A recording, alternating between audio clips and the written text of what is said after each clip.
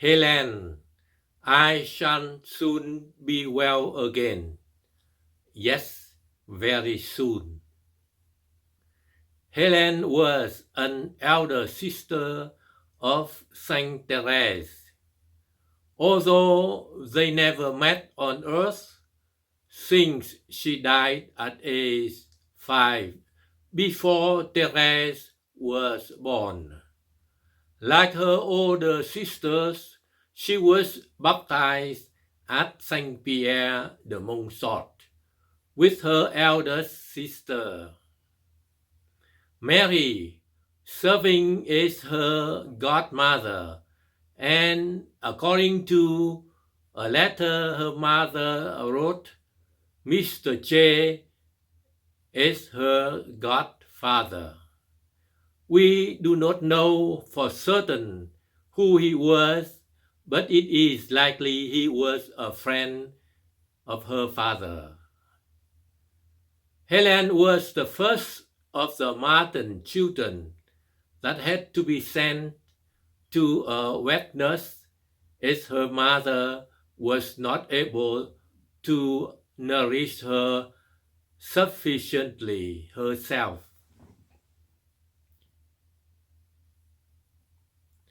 At that time, there was no other safe way to feed a young baby.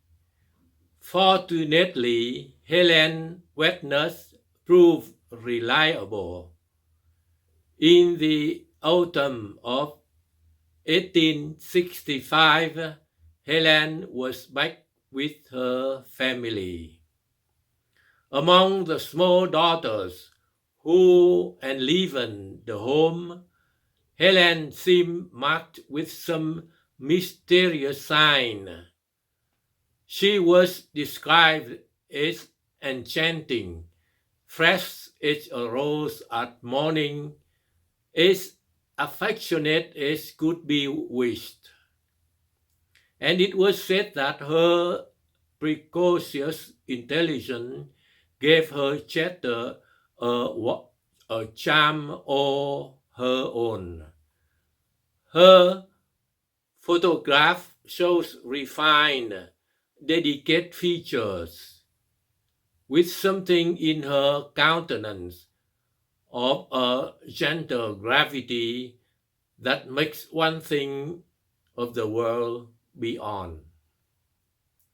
Almost unknown to her parents, a sort of languor was silently undermining her health. By the end of 1869, she was suffering from a series of infections and from recurrent fevers, and she seemed to die easily. The doctor who attended her did not think there was a serious cause. However, on February 22nd, 1870, after scarcely a day's illness, and without the doctor having realized the gravity of the case, the dark wing of the angel of death touched her. While we cannot be certain what causes Helene's death, having studied the evidence in her mother's letter, some doctors think that it was probably leukemia. Her death was the third of 4 children the Martins lost in the short span of 3 years and 8 months. Her mother, who bitterly reproached herself for this unexpected end, draws a sad picture of the last hours. That which hurts me the most, and which I can't get over, is that I did not better understand Helene's condition. I had the doctor come, and he told me that he found no obvious illness and that he saw no need to come back unless she became worse. Sunday evening, she became oppressed by something. Right away, I sent for the doctor. He was not in and did not come until Monday morning. He told me the child had a fever and congested lung, that the lung was in serious danger, and that we should feed her only broth. After he left, I looked at her sadly, with her eyes glazed over, no life, and I began to weep. Then she put her little arms around me and did her best to comfort me. All day she kept saying, "My poor little mother has been crying." I sat up with her, and she had a very bad night. In the morning, I asked her if she would take her bouillon. She said yes, but could not swallow it. However, she made a last effort, saying to me, "If I eat it, will you love me better?" Then she took it all, but suffered dreadfully afterwards, and I did not know what was happening. She looked at a bottle of medicine which the doctor had ordered and wanted to drink it, saying that when it was all drunk, she would be better. Then about 9:45, she said to me, "Yes, I shall soon be well again. Yes, very soon." And at that very moment, her little head fell on my shoulder. Her eyes closed, and 5 minutes later, she was dead. I shall never forget the impression it has made upon me. Neither I nor my husband expected this sudden end. When he came in and saw his poor little daughter dead, he burst out sobbing, saying, "My little Helene, my little Helene." Then we offer her to God together. I spent the night beside the poor little darling. She was even lovelier in death than in life. I dressed her myself and laid her in her coffin. I thought I should die myself, but I did not want others to touch her. Ever since I lost that little child, I feel a burning desire to see her again. Not 1 minute in the day passes that I don't think of her. Zeli continue to celebrate the little one's birthday each year. Yesterday was the 11th year since the birth of little Helene, and I thought so much of her. I will be very happy to see her again in the next life. Zeli always kept talking to her deceased little one down in the reservoir of her deepest prayer life. Sometimes I imagine myself slipping away very gently, like my little Helene.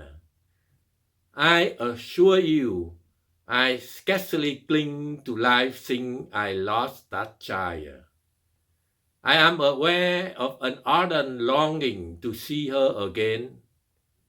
However, those who remain need me, and for their sakes, I pray God to leave me a few years longer on earth. I feel deeply the loss of my two little boys, but I have suffered still more at losing this child. I was beginning to rejoice in her.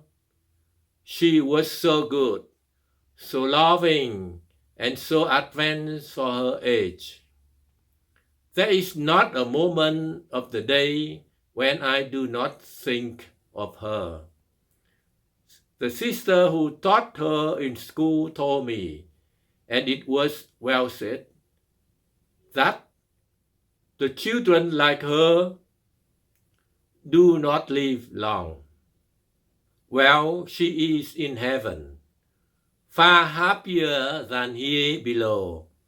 But for me, it seems as though all happiness has flown. However, she got the better of it.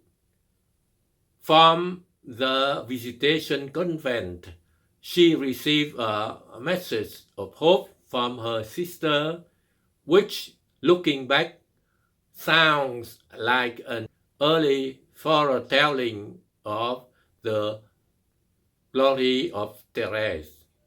Oh, my dear little sister, how glad I am to see your deep faith and your resignation. You will soon find again those you mourn. Yes, your crown will be beautiful, very beautiful.